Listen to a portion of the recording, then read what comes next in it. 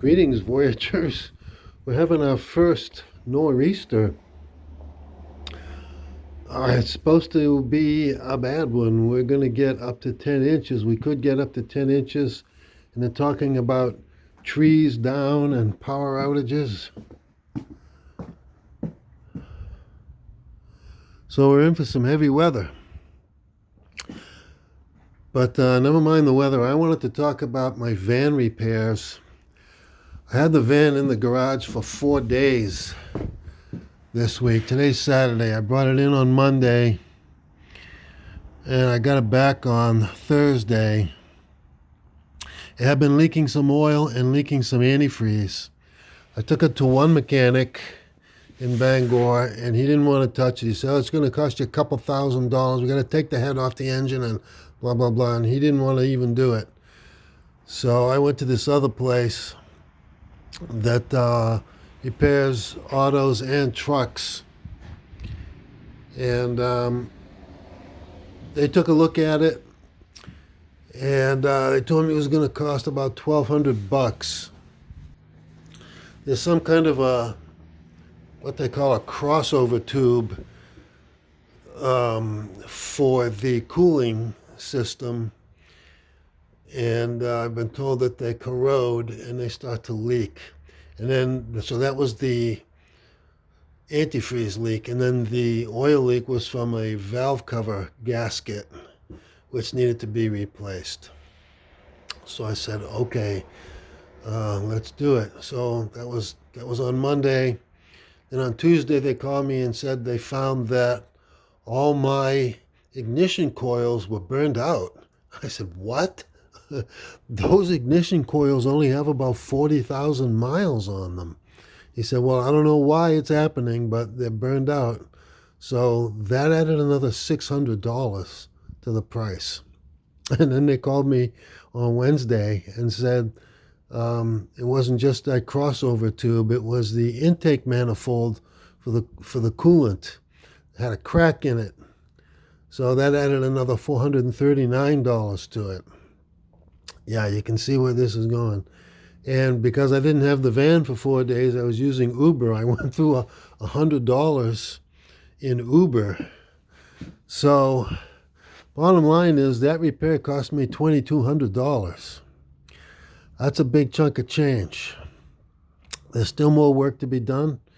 There's a tie rod end that needs work, and they're saying the rear brakes should probably be replaced, but the brakes aren't that bad. They really aren't, so I can let that wait.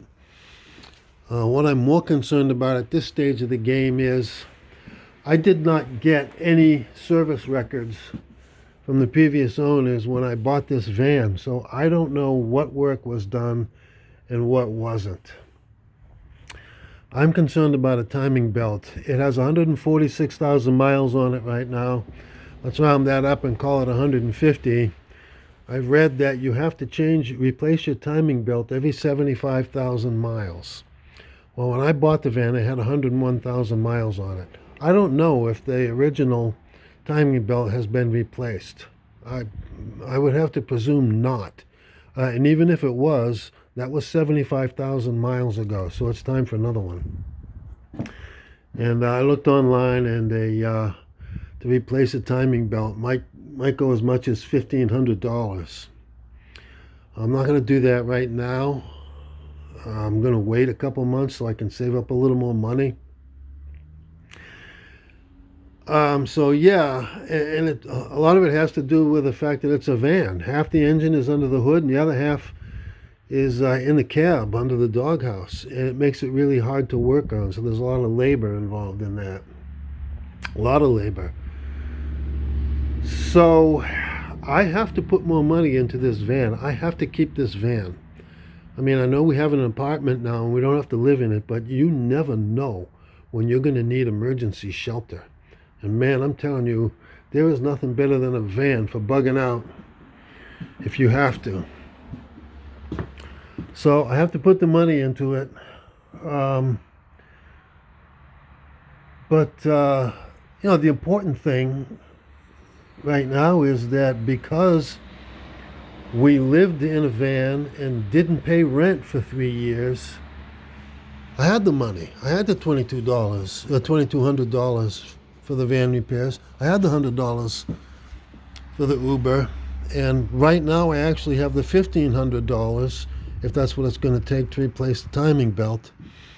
But I'm just not going to do it right yet. I'm going to wait until I can save up a little more money. I don't drive that much anymore. I go into Bangor probably 3 times a week, and that's like about a 15, 16 mile round trip. And 15 miles is what I get for gas mileage, 15 miles per gallon. So I burn a gallon of gas to go into town and back. That's about 3 times a week. So, with gas prices at $2.24 and $2.22, I'm probably going through $8 a week in gas right now. So that's great. Yeah.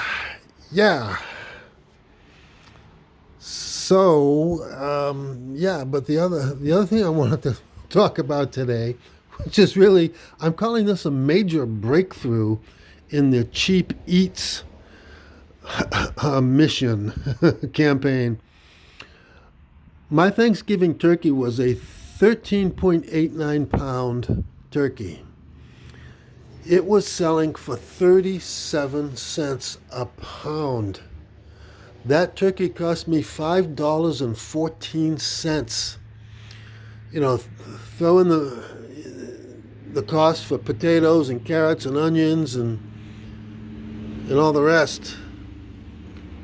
But that's cheap. It's more than a week later, and we picked over the turkey on Thanksgiving and Friday and Saturday, and then on Sunday I took the carcass and I made turkey soup. There was still a lot of meat on that turkey, and I just had some of that turkey soup, and it is delicious. I made the turkey soup, and then I put it all in the freezer.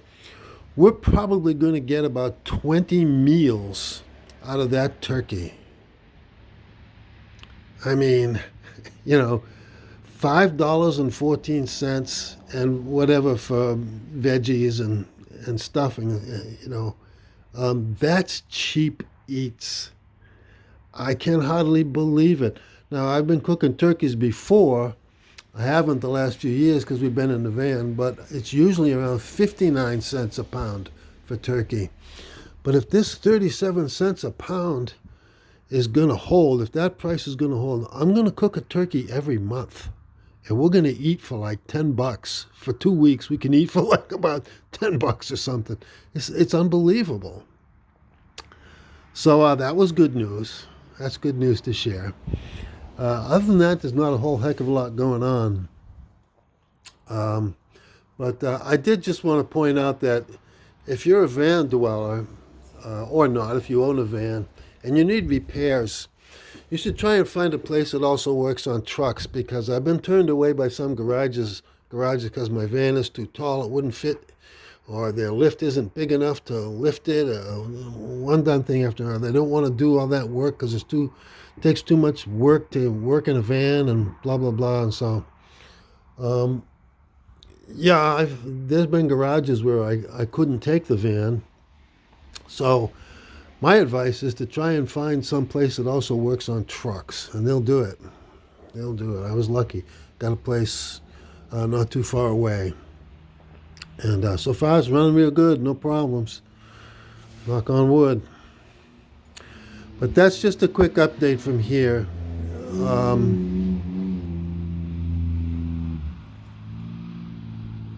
That was a big chunk of change, all right.